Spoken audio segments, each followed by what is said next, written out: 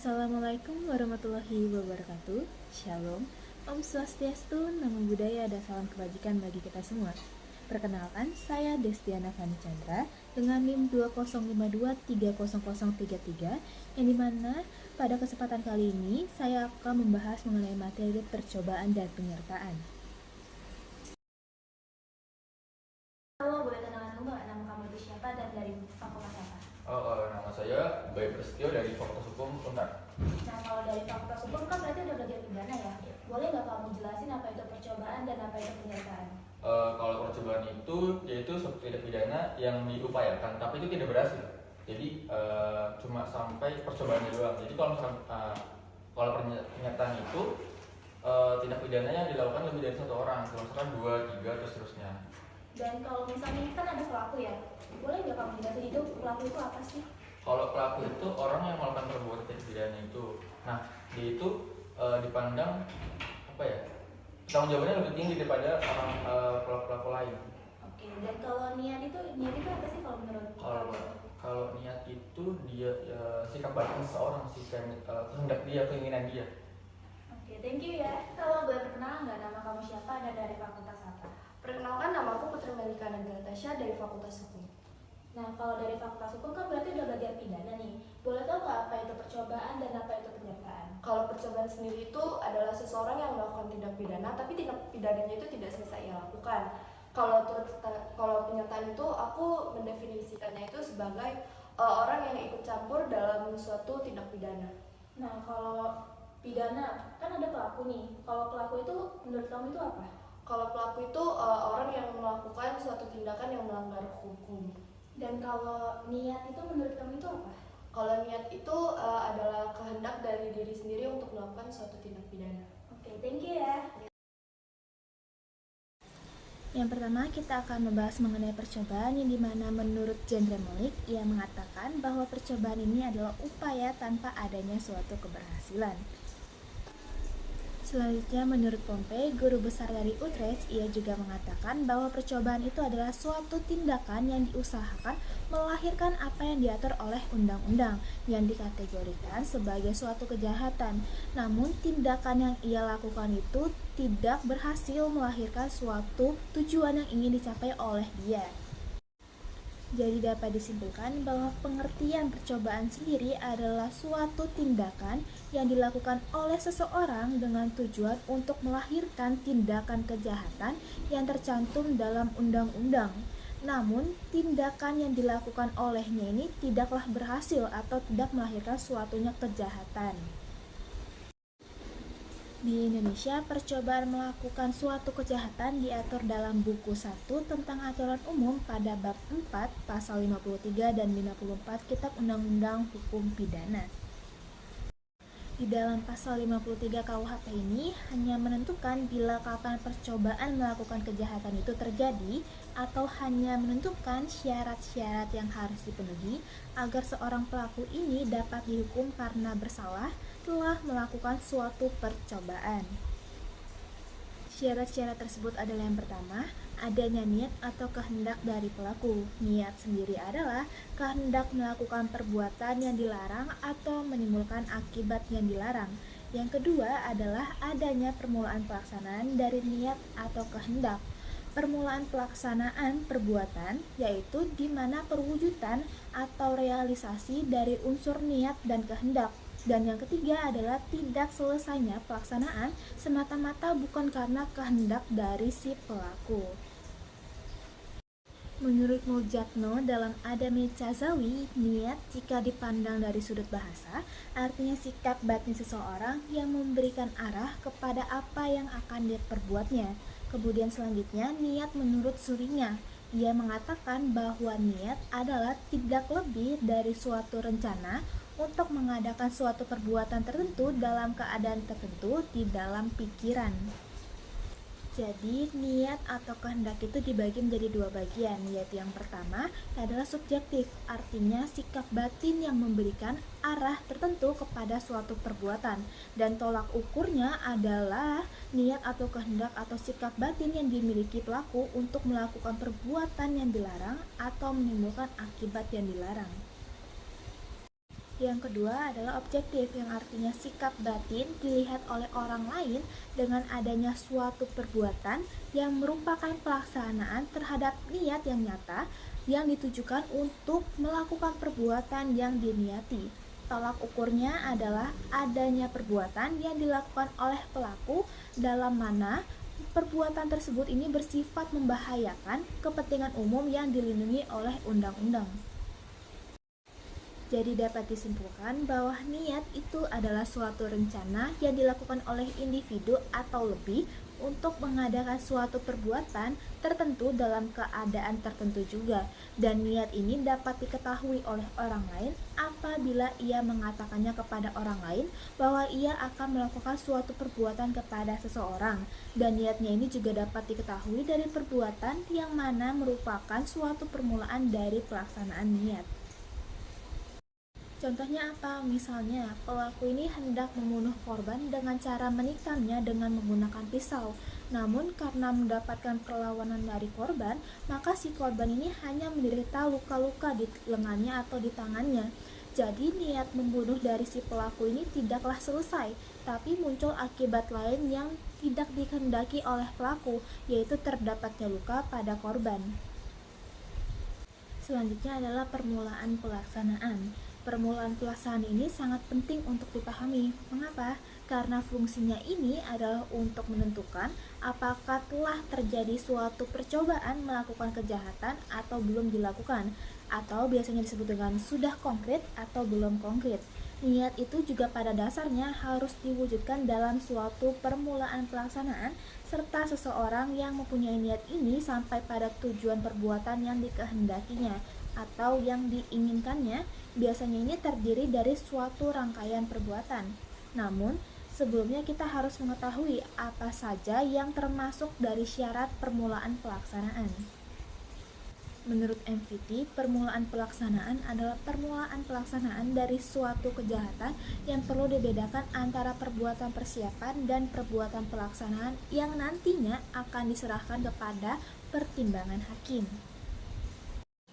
Syarat permulaan pelaksanaan adalah yang pertama, secara subjektif, bahwa niat itu tidak boleh diragukan lagi menuju delik yang dimaksud. Hal ini didasarkan pada niat seseorang yang apabila suatu perbuatan sudah merupakan permulaan dari niatnya, maka perbuatan tersebut sudah dianggap sebagai permulaan dari pelaksanaan. Contohnya, P adalah seorang pegawai suatu kantor pos yang kemudian P berkehendak untuk mencuri sebuah paket, dan untuk melakukan hal itu sewaktu teman-temannya pulang kerja, P ini menyelinap dan bersembunyi di kamar kecil. Disangkanya semua teman sudah meninggalkan kantor, P pun keluar dari kamar kecil tersebut, akan tetapi ternyata kepala kantor P ini masih belum pulang dan tertangkaplah si P itu. Nah, dari peristiwa itu, P masuk ke kamar kecil sudah dianggap permulaan dari pelaksanaan dalam mencoba pencurian. Mengapa? Karena dengan masuknya P ke kamar kecil itu sudah merupakan permulaan pelaksanaan dari niatnya itu sendiri. Selanjutnya yang kedua adalah secara objektif. Perbuatan itu harus mengandung potensi mendekati delik yang ditujunya itu. Pada teori ini dititik beratkan pada tujuan yang dikehendaki oleh pelaku. Jadi apabila diambil dari contoh yang tadi, yang menjadi tujuan P ini adalah untuk mencuri pos paket di kantornya itu. Dalam percobaan niat seseorang untuk melakukan kejahatan dihubungkan dengan permulaan pelaksanaan. Berdasarkan pasal 53 KUHP, dapat dilihat bahwa antara niat dan permulaan pelaksanaan ini dirumuskan dalam satu nafas, sehingga menjadi penting artinya permulaan pelaksanaan ini dalam menentukan apakah sudah ada percobaan melakukan kejahatan atau belum ada. Dari mulai seseorang mempunyai niat sampai tujuan perbuatan yang dikehendaki biasanya terdiri dari suatu rangkaian perbuatan. Menurut R. Susilo, perbuatan pelaksanaan ini adalah perbuatan yang apabila orang tersebut telah mulai melakukan suatu anasir atau unsur dari peristiwa pidana atau sudah ada peristiwa yang konkret. Sedangkan perbuatan persiapan adalah jika orang tersebut belum memulainya dengan melakukan suatu anasir atau elemen ini atau belum adanya suatu peristiwa yang konkret. Selanjutnya adalah tidak selesainya pelaksanaan semata-mata bukan kehendak dari si pelaku.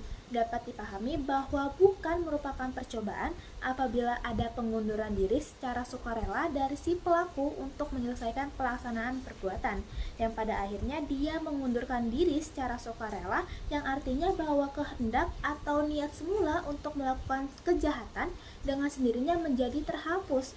Dengan perkataan lain, bahwa kehendak atau niat untuk melakukan kejahatan yang semulanya dikandung oleh pelaku dengan secara sukarela melepaskan kehendak tersebut. Jadi pembahasan yang tadi adalah seputar mengenai percobaan. Selanjutnya kita akan memasuki pembahasan mengenai penyertaan. Dikatakan ada suatu penyertaan apabila dalam suatu tindak pidana terlihat lebih dari satu orang. Penyertaan terdapat dua pandangan, yaitu yang pertama, menyatakan bahwa penyertaan adalah persoalan pertanggungjawaban pidana dan bukan merupakan suatu delik, karena bentuknya ini tidaklah sempurna. Dengan kata lain, penyertaan dipandang sebagai dapat diperluasnya pertanggungjawaban pidana pelaku. Yang kedua adalah dikemukakan oleh Pompe bahwa penyertaan adalah aturan-aturan yang memberikan perluasan terhadap norma yang tersimpul dalam undang-undang. Artinya perluasan terhadap perbuatan yang dapat dipidana. Menurut Simon, yang dapat dimintakan pertanggungjawaban pidana dalam delik penyertaan yaitu penyertaan yang berdiri sendiri dan penyertaan yang tidak dapat berdiri sendiri. Penyertaan berdiri sendiri adalah tindakan masing-masing peserta dalam melakukan suatu perbuatan pidana diberi penilaian atau kualifikasi tersendiri dan tindakan mereka masing-masing diadili secara sendiri pula. Contohnya adalah pelaku yang menyuruh melakukan dan turut serta melakukan.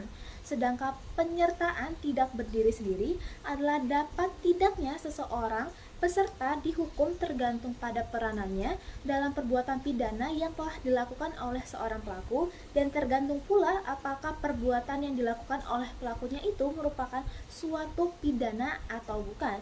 Contohnya adalah yang menggerakkan dan yang membantunya. Terdapat pula penyertaan menurut KUHP yang didasarkan dalam pasal 55 dan pasal 56 KUHP. Berdasarkan pasal-pasal tersebut, penyertaan dibagi menjadi dua pembagian besar. Yang pertama adalah pembuat di dalam pasal 55 yang terdiri dari pelaku, yang menyuruh melakukan, penganjur, dan yang turut serta. Yang kedua adalah pembantu dalam pasal 56 dan pasal 57 KUHP yang terdiri dari pembantu pada saat kejahatan dilakukan dan pembantu sebelum kejahatan dilakukan. Yang pertama adalah pelaku. Pelaku adalah orang yang melakukan sendiri perbuatan yang memenuhi perumusan delik dan dipandang paling bertanggung jawab atas kejahatan.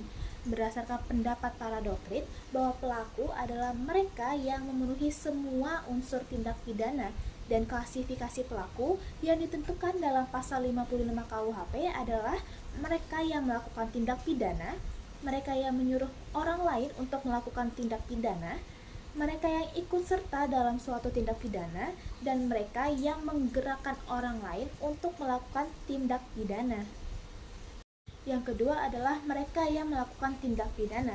Mereka yang melakukan tindak pidana sebenarnya adalah tentang pelaku tindak pidana itu sendiri atau plagiar. Dan yang ketiga adalah orang yang menyuruh melakukan atau doenpleger. Menyuruh melakukan disebut dengan doenplegen dan orang yang menyuruh melakukan disebut dengan doenpleger. Doenplegen adalah seseorang yang mempunyai kehendak untuk melakukan suatu perbuatan pidana, namun ia ini tidak mau melakukannya secara sendiri, dan ia mempergunakan orang lain yang disuruh melakukan perbuatan itu secara sendiri. Sedangkan doenpleger adalah orang yang melakukan perbuatan dengan perantaraan orang lain, sedangkan perantaraannya itu hanya digunakan sebagai alat saja. Orang yang menyuruh melakukan dimasukkan sebagai pelaku dalam pengertian yang luas, sedangkan orang yang disuruh hanyalah sebagai instrumen. Selanjutnya adalah orang yang turut serta. Menurut MVP adalah orang yang dengan sengaja turut berbuat atau turut mengerjakan terjadinya sesuatu. Oleh karena itu, kualitas masing-masing peserta tindak pidana adalah sama. Selanjutnya menurut Noyon dan Lenjo-Major, ia menyatakan bahwa perbuatan turut serta melakukan menunjukkan kesadaran adanya kerjasama. Selanjutnya penganjur, berdasarkan pasal 55 ayat 1 angka 2, penganjur adalah orang yang menggerakkan orang lain untuk melakukan suatu tindak pidana dengan menggunakan sarana-sarana yang ditentukan oleh undang-undang secara limitatif, yaitu memberi atau menjanjikan sesuatu, menyalahgunakan kekuasaan atau martabat, kekerasan, ancaman, atau penyesatan dengan memberikan kesempatan sarana atau keterangan. Selanjutnya adalah pembantuan.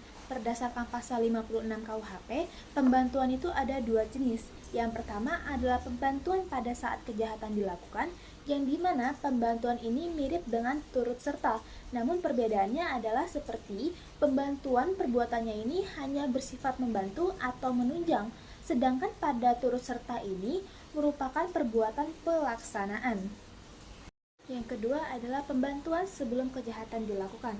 Artinya pembantuan itu diberikan sebelum kejahatan itu terjadi, apakah dengan memberikan kesempatan sarana atau dengan keterangan untuk melakukan kejahatan. Wassalamualaikum warahmatullahi wabarakatuh. Shalom, Om Santi Santi Santi Om. Nama budaya dan salam kebajikan bagi kita semua. Sekian dan terima kasih.